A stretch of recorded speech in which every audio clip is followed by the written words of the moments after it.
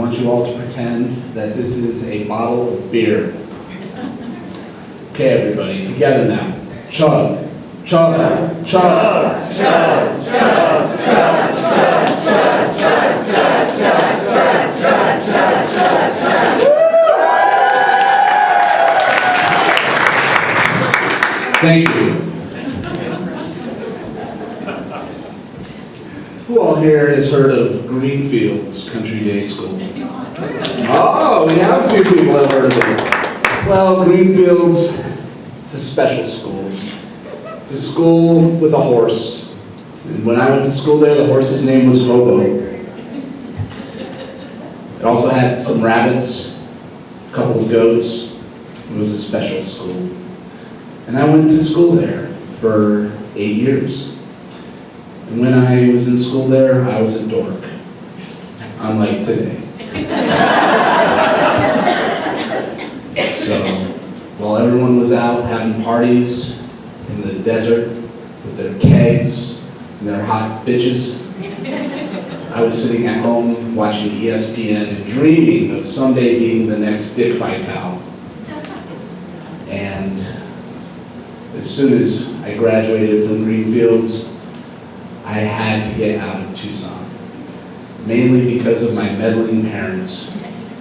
And so I went to Syracuse, New York, 2,000 miles away, probably the polar opposite of Tucson, where every winter it averages about 116 inches of snow. So, don't want to lose my microphone here. So I went to Syracuse, and I didn't mention when I was in high school, I didn't drink any alcohol.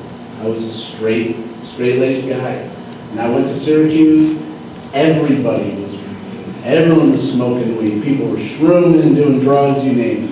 I got out there, and I was like, I'm not touching any of that shit. And I did. I made it through the whole first semester not touching anything. And then one night, January 17th, 1993, I went out for my friend Rob's birthday, and we went to a house party, and they had Milwaukee's Best, which should be known as Milwaukee's worst. Horrible beer.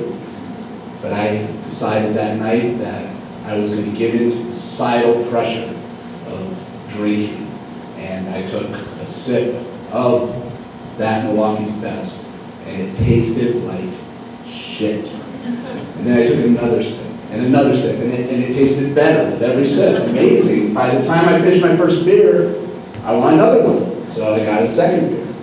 Drank about half that beer, and all of a sudden, a beer and a half later, I was 3 sheets to the wind. Totally screwed up. And I didn't know how to control myself, so I started doing cartwheels. I swear to God, I was doing cartwheels at this house party, and people were looking at me going, "The fuck's this guy on?" You know, I mean, they thought I was on drugs or something, but no, I was just a beer and a half. So, did some cartwheels, got the nickname Bozo from that, which is always great for a freshman in college to have that nickname. Of course, my name was Mo, so it's not a big stretch. And after that great night, I continued to practice my beer drinking and my ability to handle and tolerate beer and other alcoholic beverages. And let's fast forward 2 years to 1995. Again, January, which tends to be a good month for me. Except for this one night. And I went out this night, and I thought that I could just, at this point in my life, I could outdrink anybody. I was 20 years old. The sky was the limit. And I was in a frat house. Yes, I was. And I got home from the bars at 2:30 in the morning, and the Degenerate Olympics was going on in the house. And what was that? Guys diving off of a staircase on a mattress, also known as mattress diving. And I saw these guys diving, and I thought, I think I may have to try to do that. And so I thought about it, and being that I was totally blitzed, I figured I could use a little more liquid courage. So everybody, chug, chug, chug, chug, chug, chug, chug, chug. All right, so I chugged it. And then I was ready. So, got up to the top of the steps, and I got up there and I watched my first friend jump down, and it was a thing of beauty. I mean, it was swan dive, and the mattress just followed him all the way down the steps, and he landed right on the mattress like a feather. And I was like, all right, that doesn't look that hard. And the next guy goes, and he takes a dive. It was a little bit more rocky, but he landed right on the mattress. So I'm like, all right, this all looks good. Now it's my turn. All right, everybody, jump, jump, jump, jump, jump, jump, jump, jump. That's what's going on in my head. And I jumped. And I went down about 5 steps, and I landed, and I felt a thump. And then I realized the mattress did not go. The mattress stayed at the top of the stairs. And then I felt another thump on my back. One of my friends thought it was a brilliant idea to jump right after me, and he landed on my shoulder. My next thought, of course, was an expletive, and I looked down at my left shoulder, and it was like I had a camel's hump coming out of my shoulder. It was the worst. So what's a guy to do? He's got to, find somebody to take him to the emergency room. For all of a sudden, all the buzz that I had was gone, total buzzkill. So I go downstairs and I ask around, and of course, most of the people are passed out on the floor, on couches, but there's one guy sitting there. Seems like he's actually got his act together, and I knew he worked that night. And so I asked him, I said, "Are you sober? Can you take me to the ER?" And he's like, "Yeah, man." So we jump into his car, and it was snowing. Big surprise for Syracuse. And he started driving, and I realized as we're driving, he's going the wrong way, down one-way streets.